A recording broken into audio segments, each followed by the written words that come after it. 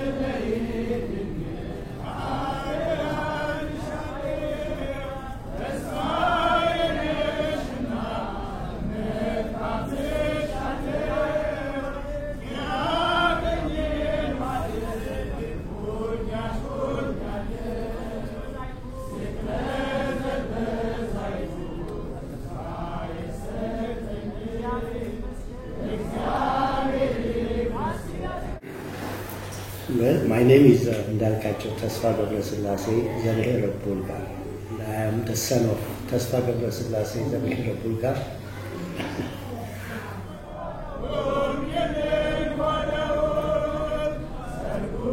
ስሜ መምህር ሰይፈ ተክለ ጻድቅ ፈለገ ሰላም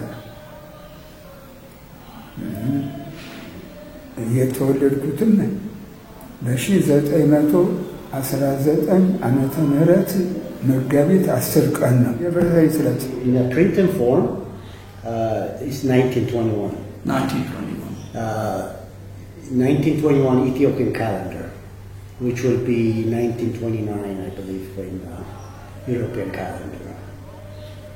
But what we say, Tasfa Gabrasillase established, even though he didn't have a printing machine, is in 1910 when he invented to put the Ethiopian alphabet, Hahu and Abogida, the Malikta, the Ge'ez startup short script for children to learn, was in 1910. That's when we say that Tasfa Gabrasillase established this campaign. And then, of course, as he goes, he went into modern technology and uses that and expanded from Fidel Gabata to Melk short script prayer books, Irsanat, Gaj, and Ta'amr. So from small to the largest, which is Ta'amr Mariam and Ta'amr Jesus, which are the hugest book that he produced. The reason why I use campaign is based on, for example, the Fidel Gabata is a campaign to eradicate illiteracy. And he's got a headline, the slogan that says, እውቀት ይስፋ ድንቁርና ይጥፋ ይህ ነው የኢትዮጵያ ተስፋ. When you literally translate that, he says, let knowledge flourish, let ignorance eradicate. This is the only hope for Ethiopia. So at that campaign, he introduced the Fidel importance so people can read and write, which is the base of education. And it's from that beginning that right now what we see, even in church, higher papasat, you go to universities, whether it's in science or theology, or whatever, their base is this Fidel Castro. Yes, he's the pioneer. He's the first producer of Ge'ez translated into Amharic. Some of them, only the Amharic version and the Ge'ez version separately, and yet some of them side to side. Each verse are translated into Amharic, so he produced Ge'ez Amharic version, and he's the pioneer. What the significant thing that does is, as you know, not too many people are knowledgeable with Ge'ez, including myself. So because he translated, now we know what we're praying for. We understand what we're saying. Before we were just reading it, and we understand maybe 1 or 2% of it. But now I can understand 100% of it. In my opinion, the Ge'ez version is a public domain. It shouldn't have any copyright. Anybody who wants to produce it. If there is any restriction, it would be up to the Beit HaKahanet. But however, the Amharic version should have been copyright protected. However, we have a very weak copyright policy in this country. So for that reason, we didn't pursue it. I mean, it didn't affect our market. So we didn't challenge anybody with that. And they're doing well, which is good. You know, we're still doing well. They're doing well. So no damage. And yeah, what do you call it? A win-win situation. From what I know, depending on which Dirsan, depending on which Gadl, he makes sure the true source of that particular parchment is who. So that's how he selected. For example, Tekel Haymanut's Gadl, the version that he decided to print came from the Libanus Gadol. Mikhail's, I'm not sure which one, but it's one of those significant ones. So those are the versions that he thinks that are acceptable. And this is, of course, it's not only the Tespa Gabro Selassie, it's people who actually he works with, knowledgeable, educated in theology, discussing with them, and he produced those books in that manner.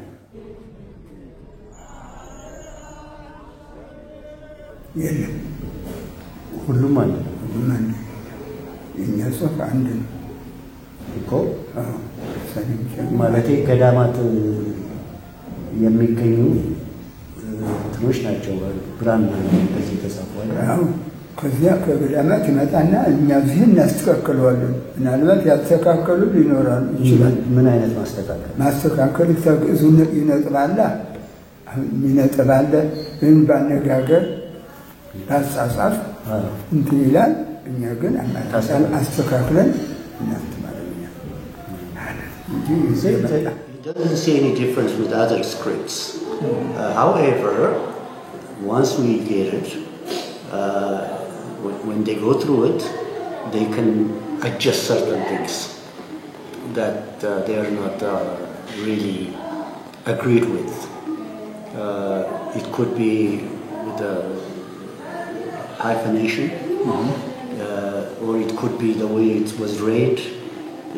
Could be said better than that. So we adjust that. Otherwise, we get it from the church, and with the exception of this correction, we don't change anything. ንጉሳቸው ሀሳብ ያቀርባሉ እንዲህ የሚለው ነገር ተብሏል አዘጋጅና ያቀርባሉ እሳቸው He is the one who does it. My father will give him instruction, grab that, and then put it together and present it to him. And then once he approves it, he signs on it and we go to him.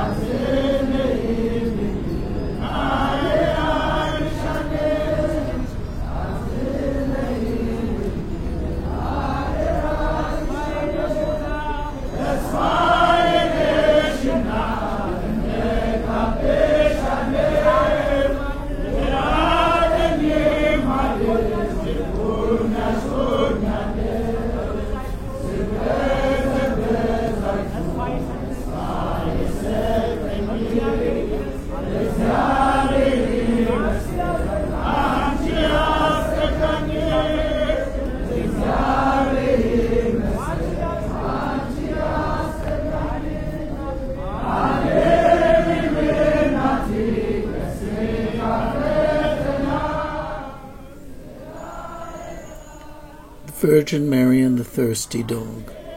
A miracle of Our Holy Lady, whose name is sweet, the twofold Virgin Mary, who gave birth to God. May her prayer and her blessing, and the mercy of her beloved Son, be with her servant, our King David, forever and ever. Amen. Now, one day, there were two women with Our Lady Mary, and a thirsty dog came to them, and they drove him away. But Our Lady Mary was exceeding grieved when she saw how thirsty he was, and she wept. And the woman said unto her, Wilt thou be more merciful unto this dog than we? Shall not Christ, who is called the Messiah, be born of thee? Now when Our Lady heard these words, great joy entered into her heart. Then, taking up her water pitcher, she went to a place some distance away, and having put off her shoes from her feet, she poured water into one of them, and gave it to the thirsty dog to drink.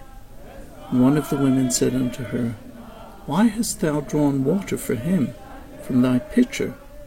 If thy jar be broken, thou wilt not find water elsewhere. Then Our Lady Mary answered and said unto her, The water which I have given the dog is not that which cometh forth from a well, but from heaven and God, who hath given this thirsty dog water to drink, gave it unto me from above. Now after she had spoken these words, the word of the Father took up his abode in her. May her prayer and her blessing and the mercy of her beloved Son be with our King David forever and ever. Amen. Feed thou me, O Mary, thy servant, who is held in honour by thee, with bread of beautiful knowledge, and with wine of wisdom, even though my sin exceedeth computation. Remember, O my Lady, in thy gracious kindness, him that is in sore straits, even as thou didst give the thirsty dog water to drink. Collecting those, the Tambra Mariam, when he first started, it was 64 different types of tamar. But as he grows up, he grows it to 123. After he collected some more that are not included.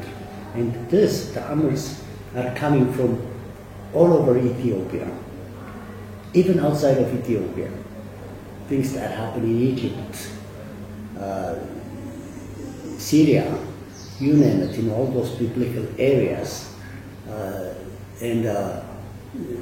So the next step he did was grew it from 123 to 270. And then he still didn't stop there. This is at his last of his life. His wish was to stay alive until he did this 402 type of ta'amur, which he had accomplished, and he had a good receipt from the church users. And as you know, Ta'amur Mariam is used on a daily basis, and it's a very demanding book. And now we didn't stop producing it. The amazing part about the Tasawwur Rasulullah is he started the 64. So when he had the 123, he didn't stop the 64. He produced both. Who can afford the 64? Who can afford the 120? Who can afford the 402? So we produce all four up to this day. I can't say 100%, but I would be bold enough to say 90% are using that one. I'm not even sure if anybody else produced Ta'amur Mariam, because I didn't really investigate it.